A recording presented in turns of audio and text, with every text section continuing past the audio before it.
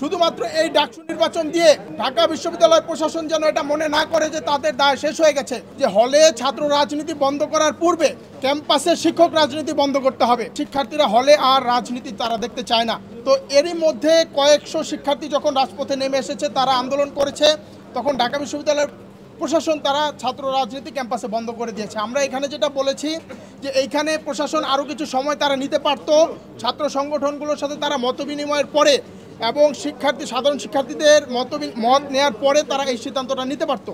এখানে আমাদের যেটা মত, যে হলে ছাত্র রাজনীতি বন্ধ করার পূর্বে ক্যাম্পাসে শিক্ষক রাজনীতি বন্ধ করতে হবে এবং একই সাথে বিগত সময়ে যারা নীল দলের নামে এই আওয়ামী ফ্যাসিবাদকে দীর্ঘ 16 বছর বাংলাদেশে টিকে থাকতে সহযোগিতা করেছে, তাদের রাজনীতি বন্ধ করতে হবে এবং যারা ছাত্রলীগের রাজনীতির সাথে সম্পৃক্ত থেকে শিক্ষার্থীদের নির্যাতন, নিপীড়ন, হয়রানি করেছে, তাদের বিরুদ্ধে শাস্তিমূলক ব্যবস্থা গ্রহণ করতে হবে। তারপরেই হলে রাজনীতি হবে কি হবে না সেটা সাধারণ শিক্ষার্থীদের মত নিয়ে আজকে যে সংগঠনগুলো আছে তাদের মতামতের সাপেক্ষে হলে রাজনীতির ব্যাপারে সিদ্ধান্ত নিতে হবে। বান্ডেল থাকলে প্রতি সেনমানিতে টাকা বাঁচবে। বিকাশ সেনমানি বান্ডেল কিনে জিতুন প্রতি লেনদেনে। আরও যে বিষয়টি আমরা বলতে চাই, যদি আজকে ডাকসু নির্বাচন নিয়মিত হয় তাহলে হলে রাজনীতি হবে কি হবে না এই প্রশ্নই আর আসবে না। কারণ হলে যেই নির্বাচিত প্রতিনিধিরা, শিক্ষার্থীদের নির্বাচিত প্রতিনিধিরা যদি কাজ করে, তারা নেগোসিয়েটর হিসেবে কাজ করে, শিক্ষার্থীরা তাদের অধিকার ফিরে পাবে।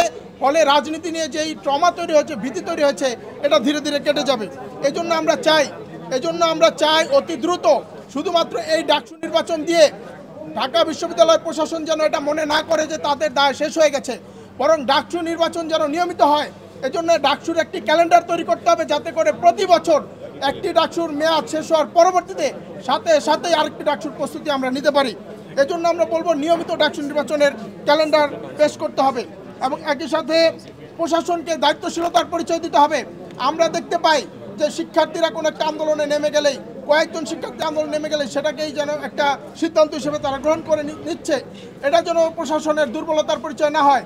ডাকসু নির্বাচন সামনে, এখন আমরা দেখেছি বিগত 1 বছরে ঢাকা বিশ্ববিদ্যালয় প্রশাসনের নানা ধরনের দুর্বলতা প্রকাশ পেয়েছে। ডাকসু নির্বাচনে এটার জন্য কোনো প্রভাব তৈরি না হয় আমরা চাই ঢাকা বিশ্ববিদ্যালয় প্রশাসন এখানে দায়িত্বশীল পরিচয় দিবে এবং একই সাথে ছাত্র সংগঠনগুলোকে সহিষ্ণুতা এবং দায়িত্বশীলতার পরিচয় দিতে হবে। সর্বশেষ আমরা যেটা দাবি করেছি, ক্যাম্পাস চার্টার প্রকাশ করতে হবে, যাতে করে এখানে প্রশ্ন তৈরি হয়েছে কারা রাজনীতি করতে পারবে, কারা রাজনীতি করতে পারবে না, কে রাজনীতি করবে, কোন রাজনীতি থাকবে না, এই ধরনের কথা আজকে এসেছে।